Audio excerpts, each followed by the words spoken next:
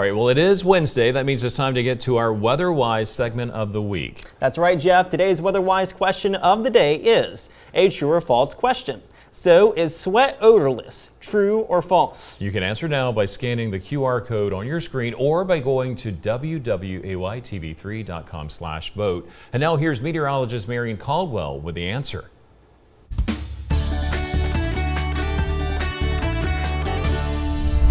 With temperatures starting to heat up, it's beginning to feel a lot like summer, with that feeling being sweat. Warm temperatures, in addition to higher humidity values, tend to have that effect on us. So why do our bodies sweat? Believe it or not, weather actually plays a big role in why our bodies perform this process.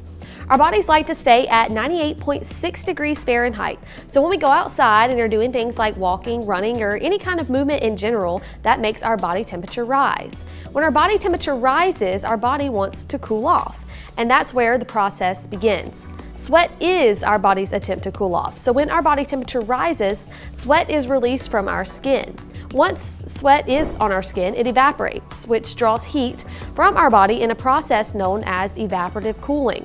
But that evaporative cooling only occurs on the dry, less humid days when there are less water molecules in the air, because this allows those water molecules of sweat to make its way into the atmosphere more easily, helping us to cool off a lot more. Unfortunately, the Carolina coast, when it's hot, it's also humid. When it's not only hot, but also very humid, the air is already filled with water molecules from humidity. So sweat fails to evaporate from our skin, leaving us with that hot and sticky feeling. When our sweat can't evaporate, it causes our bodies to heat up, sometimes even too much, which is where the dangers of heat exhaustion and heat stroke come into play. This is why it's important to hydrate and limit sun exposure on those hot and humid days. Another fact about sweat is it's odorless. The stench that comes as a result of sweating is a combination of sweat and bacteria contained in a dark and moist environment, like your feet, in your shoes, or underarms. And that answers this week's question.